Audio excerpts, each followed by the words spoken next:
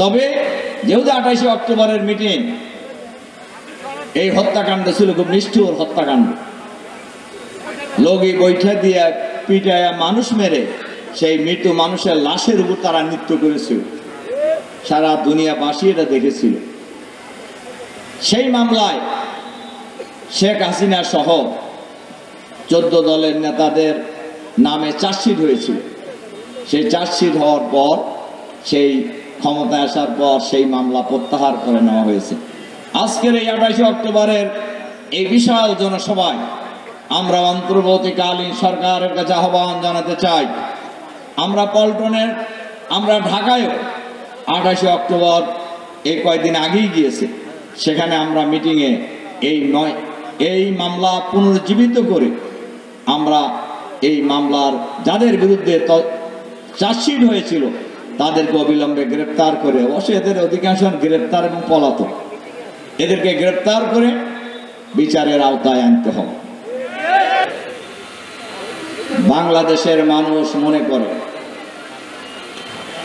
ডাকসু রাকসু চাকসুতে যেমন বাংলাদেশের শিক্ষিত ছাত্র ছাত্রীরা, বাংলাদেশের মেধাবী ছাত্র ছাত্রীরা ইসলামী ছাত্র শিবিরের পক্ষে রায় দিয়েছে, আগামী জাতীয় সংসদ নির্বাচনেও বাংলাদেশের জনগণ নীরব ব্যালট বিপ্লবের মধ্য দিয়ে দাঁড়িপাল্লাকে বিজয়ী করবে ইনশাআল্লাহ।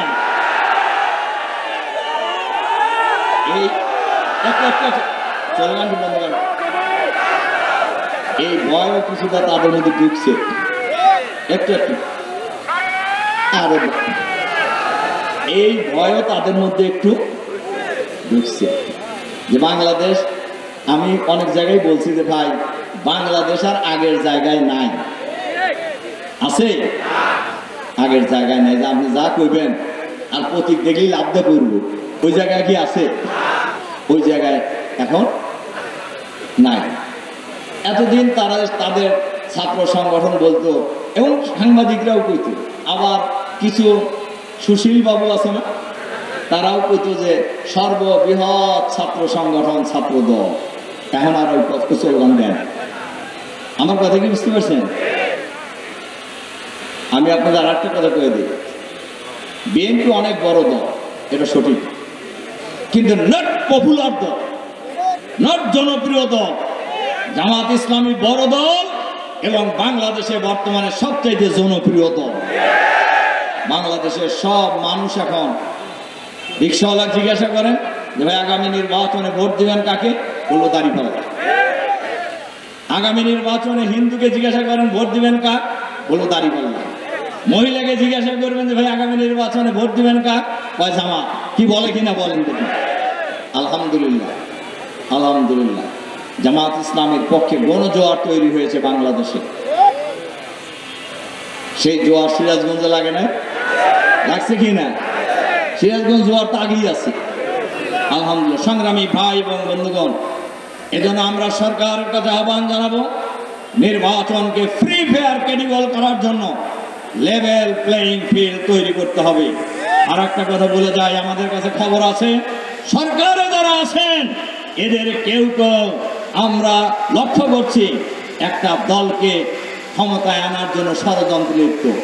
আমরা তাদের কাছে বলবো ভাই দল করার যদি শখ থাকে তাহলে ছেড়ে দেন, ছেড়ে দিয়ে আমাদের মতো রাস্তায় আসেন, যতই চিল্লাচিল্লি করতে চান কারণ কেউ না করবে না, কিন্তু নিরপেক্ষ সরকারের যায় আর সরকারের বেতন খায়া একটা দলের পক্ষে কাজ করবেন, আপনারা মেহরবানি করে জাতির কাছে চিহ্নিত হবেন না।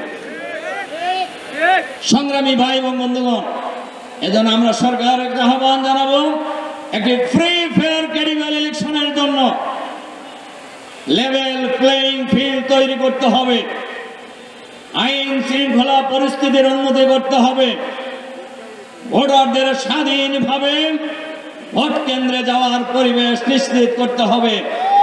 আমরা এখনই শুনছি কোনো কোনো জায়গায় ভোটারদেরকে হুমকি ধমকি দেওয়া শুরু হয়েছে। আপনারা ঐক্যবদ্ধ প্রতিরোধ করে তুলবেন।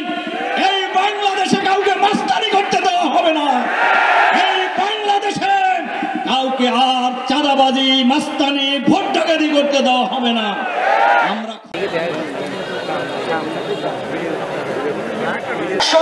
শিশু শ্রমিক, অটো শিশু শ্রমিকের 100 জন মর্যাদা আপনাদের সম্মুখে বক্তব্য রাখছেন আজকের এই বিষয়। এবং ফ্যাসিস্ট হওয়ার জন্য কেউ নতুন বাংলাদেশ করতে চায়।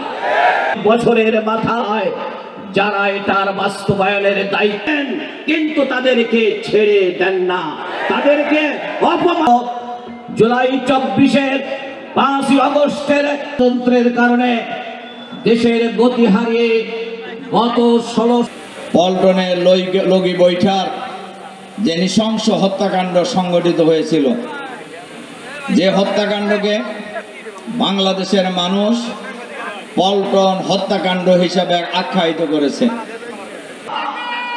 সিরাজগঞ্জের 4 আসনে আমাদের অহংকার মাওলানা রফিকুল ইসলাম খানকে দাঁড়িপাল্লায় ভোট দিয়ে, সেই সাথে রায়গঞ্জ তারাশেও দাঁড়িপাল্লায় ভোট দিয়ে আমরা জামাত ইসলামীকে সংসদে যাবার জন্য আমরা সহায়তা করি। সংগ্রামী বন্ধুরা, আমার 5ই আগস্ট 2024 ঐতিহাসিক গণ অভ্যুত্থানের মধ্য দিয়ে সম্প্রদায়ের শাসনে যাওয়ার জন্য একটি ব্রিজ নির্মাণ করতে হবে।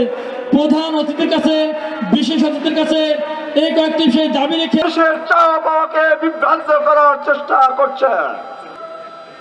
জামাত ইসলামের পক্ষে এই গণজোয়ার মতিউর রহমান নিজামী থেকে শুরু করে কেন্দ্রীয় কমিটির প্রথম সারির একা রাখবেন না ইনশাআল্লাহ। আগামী দিনে